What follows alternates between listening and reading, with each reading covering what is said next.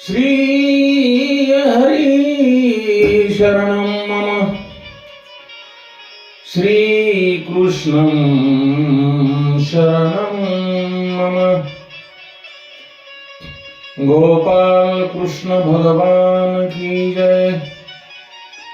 ओम नमो भगवते वासुदेवाय कृष्णं वंदे जगद्गुरुम्। ओम नमो भगवते वासुदेवाय कृष्णं वंदे जगद्गुरुम्। भरत राजाने सुख संपत्ती आपल्याकडे सर्व काही उपलब्ध असताना आपलं राज्य, पत्नी, मुले सर्व सोडून देऊन राजा भरत हे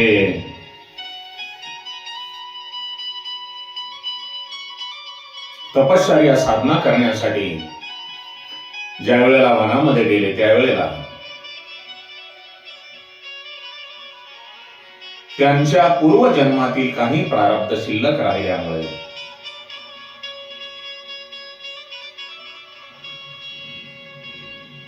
साधनेसाठी जंगलामध्ये गेले असताना सुद्धा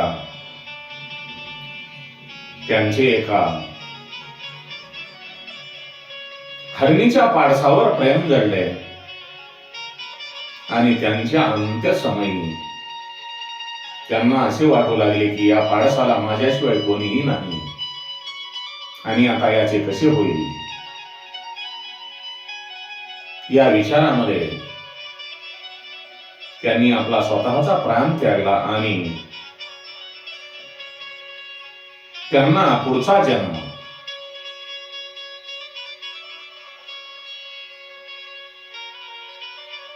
केवळ त्या हरिणाच्या पाडसाच्या आसक्तीमुळे हरिणाच्या जन्माला यावे लागले।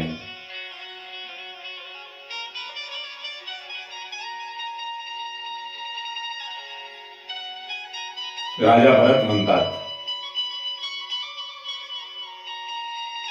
मी महान योगी होतो आणि मला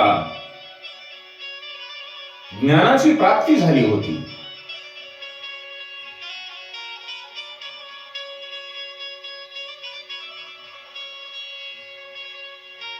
आणि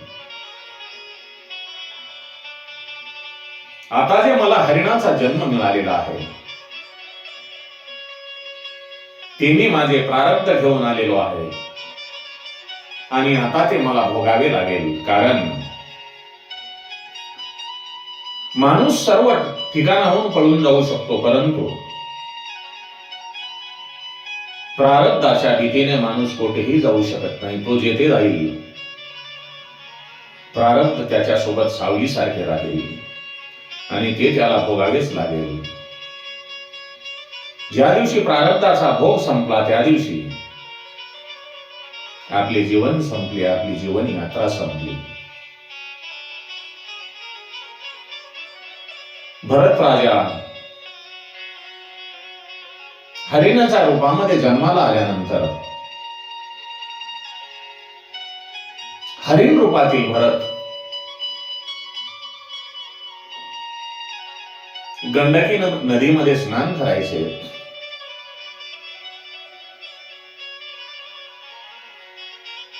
झाडांची सुकलेली फुले, पाने खायची, गवत खायचे नाही, कारण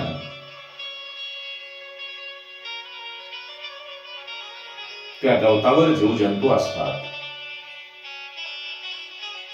ते कशामुळे? राजाला जरी हरिण रूपामध्ये जन्म झाला असला तरी त्याला मनुष्यासारखे पूर्ण ज्ञान होते। म्हणून हरिणाच्या जन्माला आलेला राजा भरत तो गवत खात नसे, कारण गवतावरील जर किडे खाल्ले तर आपल्या हातून हिंसा होऊ नये म्हणून तो काळजी घेत असे। हरणाच्या शरीरामध्ये असून सुद्धा भरत एकादशी व्रत करायचे। प्राचीन काळामध्ये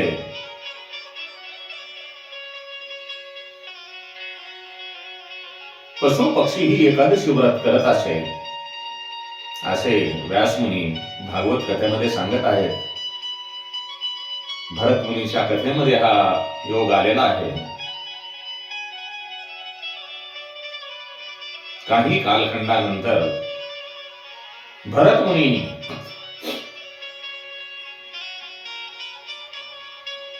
यथावकाश हरणाच्या शरीराचा त्याग केला.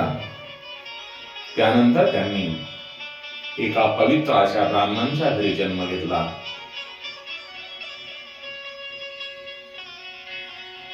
राजा भरत यांचा हा शेवटचा जन्म होता. त्याला आपल्या पूर्वजन्माचे संपूर्ण ज्ञान होते. केवळ हरणावरील प्रेमामुळे आपल्याला पशुचा जन्म घ्यावा लागला. एकदा माझी चूक झाली, आता मला अशी चूक करून पुन्हा चालणार नाही. या जन्मामध्ये मी कोणालाही बोलणार नाही. लोकांनी मला जड म्हटले तरी चालेल.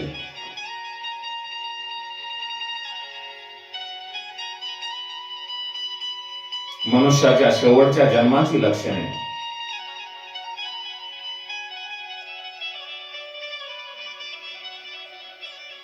शास्त्रामध्ये अनेक सांगितली आहेत.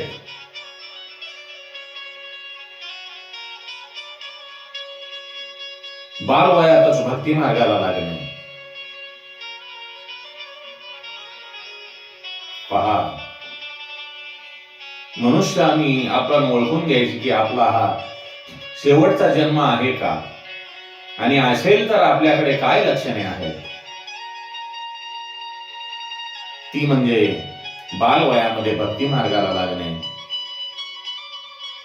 प्रत्येक पशु पक्ष्यामध्ये चराचरामध्ये भगवंताचे दर्शन होणे,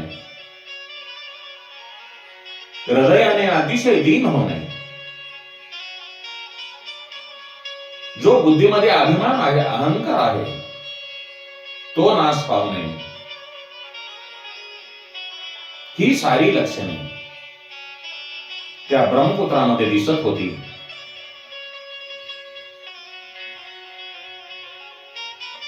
संसारिक दृष्टीने परमन आणि परधन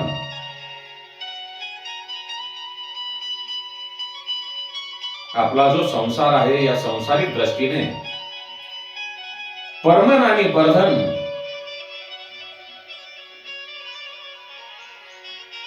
यांचे ज्याला आकर्षण आहे तो चेतन, आणि ज्याला आकर्षण नाही तो जड.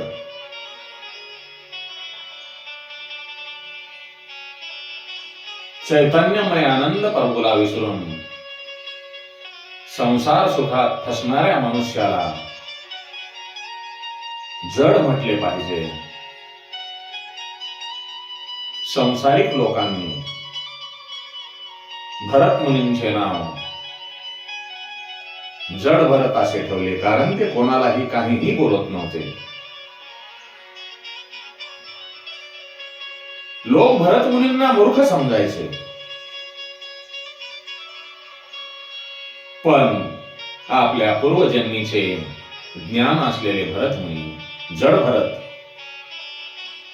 त्यांना दुर्लक्ष करायचे.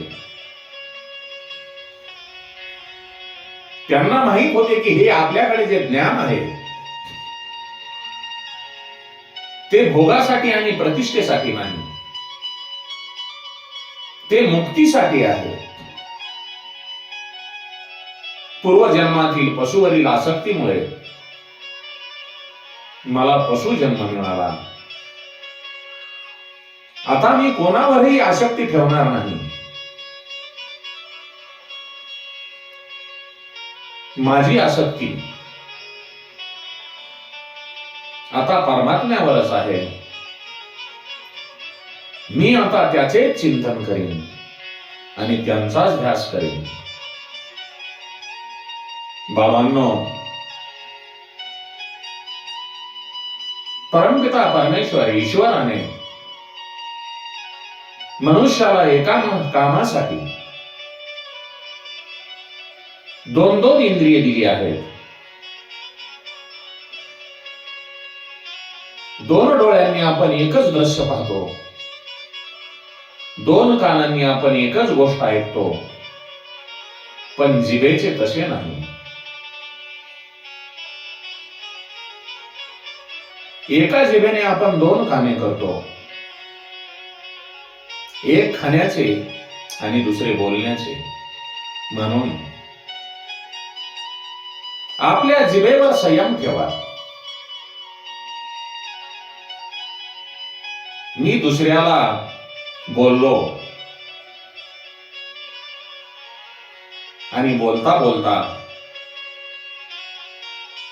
त्याच्याबद्दल आसक्ती निर्माण होईल.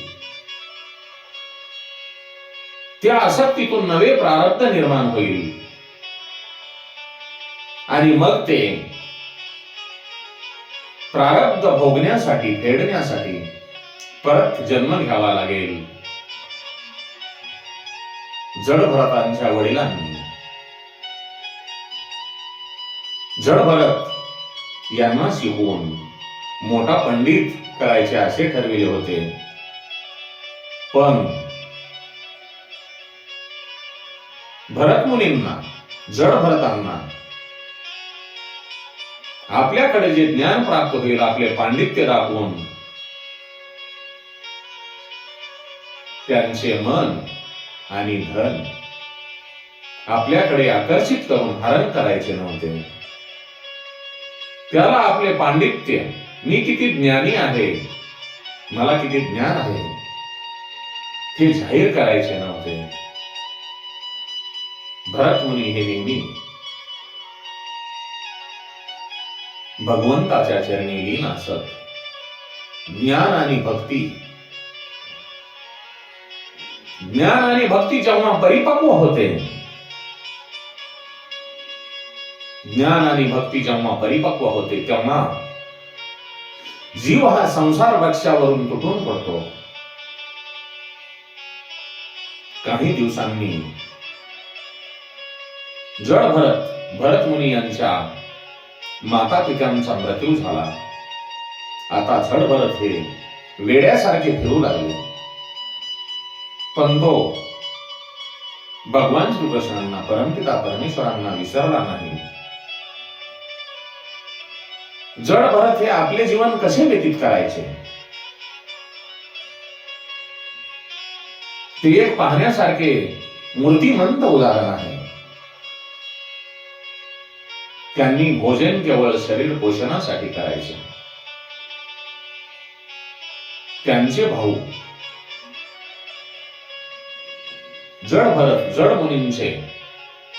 भरत मुनींचे भाऊ मात्या पित्यांच्या मृत्यूनंतर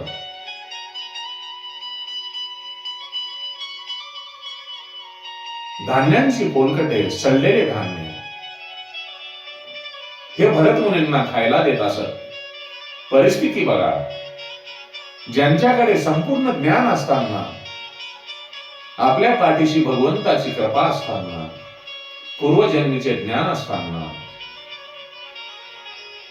सडलेले अन्न, सडलेले धान्य त्यांचे बंधू त्याला खायला देत होते. ते पदार्थ सुद्धा भरत मुनी आनंदाने खायचे. आपल्या हातून कोणत्याही जीवांची आपल्या पायाखाली येऊन किडा मुंगीची सुद्धा आत्महत्या होऊ नये म्हणून ते काळजी घेत असत. एकदा भरत मुनींच्या भावांनी त्यांना शेतामध्ये रक्षण करायला सांगितले. जडभरतांनी विचार केला की आज यांनी मला हे काम सांगितले आहे, उद्या दुसऱ्या सांगतील. शेतातील धान्य खायला गायी आल्या, पाखरे आली. जडभरतांनी कोणालाही अडवले नाही. त्याने विचार केला की खाणारेही राम आहेत, खाणाऱ्या पशुपक्ष्यांमध्येही राम आहे आणि खायला घालवणारा, खायला देणाराही राम आहे. मी थांबवणारा कोण? हा काय अगाध भक्ती आहे, काय भगवंतावरील प्रेम आहे.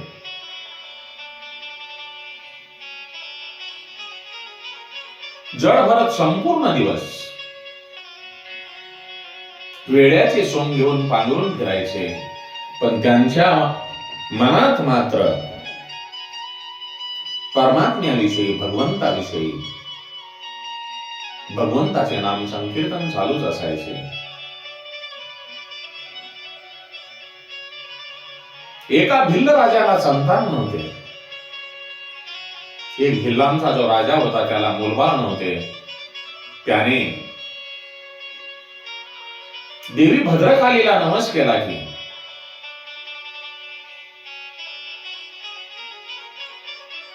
मला जर पुत्र झाला तर मी तुला नरबळी देईन. यथावकाश काही दिवसानंतर त्याला राजाला पुत्र झाला. तेव्हा भिल्ल राजाने सेवकांना आज्ञा दिली, एखादा माणूस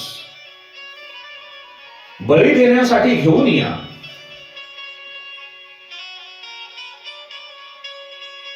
भिल्ल राजांचे सेवकांची नगर आस्थाव्यस्त फिरणाऱ्या जडभरत मुनीवर गेली.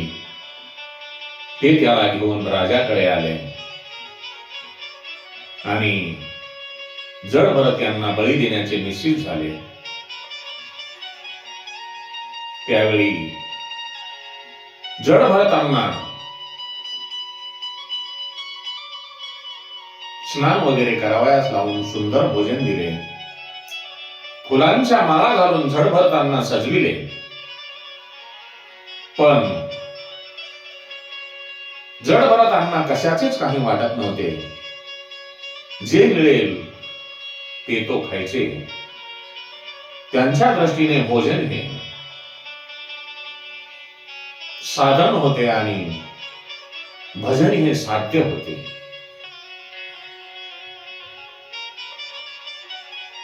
भक्तीची पराकाष्ठा ही अशी असते बघा. आपण 1 तासानंतर मरणार आहोत हे जाणूनही जडभरत सुखाने भोजन करत आहेत. हे पाहून भिल्लांना आश्चर्य वाटते. जडभरतांचे भोजन झाल्यानंतर त्यांना भद्रकालीच्या मंदिरामध्ये नेण्यात आले. तिथे देवी समोर जडभरत मुनी शांत चित्ताने खालीमान घालून बसून राहिले. तेव्हा भिल्ल राजाने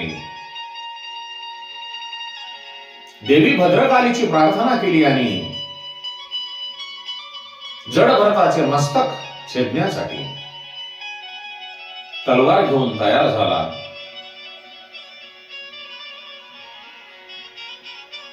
सर्वांमध्ये समभाव ठेवून परमेश्वराचे चिंतन करणारा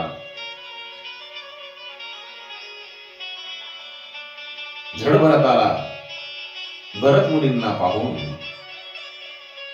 देवी भद्रकाली प्रकट झाली. तिने भिल्ल राजाच्या हातातून तलवार काढून घेतली आणि त्या भिल्ल राजाचे मस्तक धडा वेगळे केले. देवी भद्रकालीचे रूप पाहून बाकीचे भिल्ल तिथून पळून गेले. जडभरताने आपला काम, क्रोध, मोह, लोभ इत्यादी षडरिपूचे बलिदान केले होते. त्यामुळे जडभरत यांना देवी प्रसन्न झाली आणि तिने जडभरतांचे रक्षण केले.